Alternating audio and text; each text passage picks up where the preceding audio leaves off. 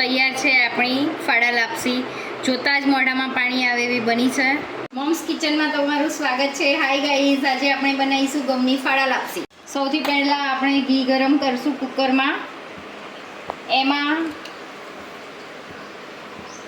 1 cup જેટલું ઘી લઈશું. હવે એમાં ફાડા નાખીશું.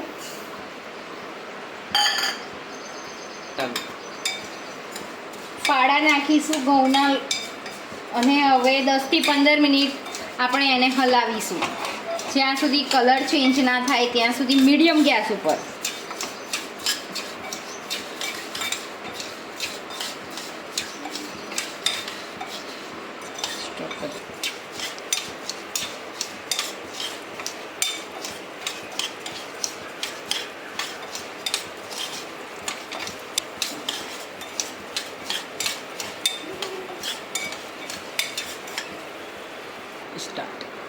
ગાઈઝ, આજે વાટકી ભરીને ઘઉંના ફાડા લીધા હતા, તેનાથી 2 થી 2.5 વાટકી જેટલું આપણે પાણી ગરમ મૂકવાનું છે. ત્યાં સુધી આપણા ઘઉંના ફાડા પણ શેકાઈ જશે જોડે. અને કલર હવે થોડો ચેન્જ થવા આવ્યો છે. હજી 5-7 મિનિટ શેકવું પડશે. ગાઈઝ, તમે જોઈ શકો છો આપણા ફાડાનો કલર ચેન્જ થઈ ગયો છે, બ્રાઉન કલર જેવો થઈ ગયો છે. હવે આપણે આ ટેમ્પરેચર ઉપર પાણી નાખીશું ગરમ.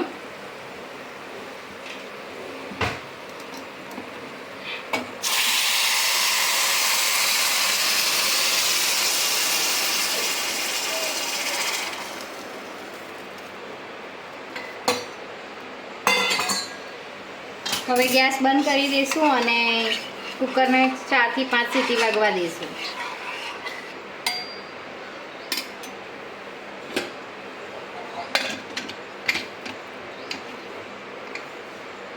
શકો છો આપણી 5 સીટી થઈ ગઈ છે ને કુકર હવે ઠંડુ થઈ ગયું છે. આપણે એને ખોલીશું.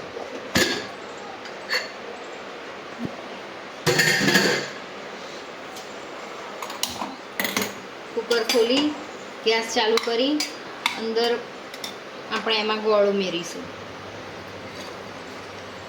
તમારા ઘરે જે રીતે ગળ્યું ખવાતું હોય એ રીતે સ્વાદ પ્રમાણે ગોળ નાખો.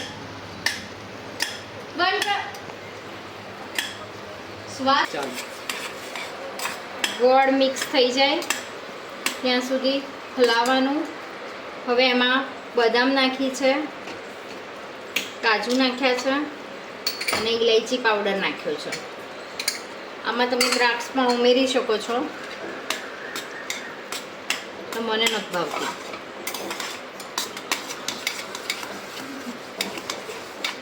હવે 1 ચમચી જેટલું ઘી નાખીશું. 1 ચમચી ઘી નાખીશું કારણ કે પહેલાં ઓલરેડી નાખેલું છે. હવે જ્યાં સુધી પાણી શોષાઈ ના જાય ત્યાં સુધી આપણે એને શેકાવા દઈશું.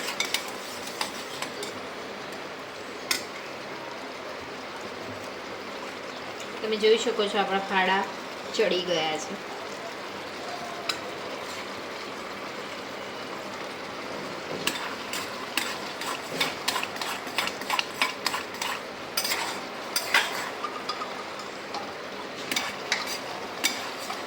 તમે જોઈ શકો છો આપણી લાપસી શેકાઈ અને સાઈડમાંથી ઘી રિલીઝ થઈ ગયું છે.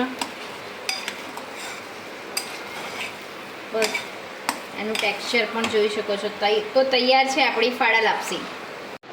હવે તૈયાર છે આપણી ફાડા લાપસી. આપણે એને સર્વ કરશું.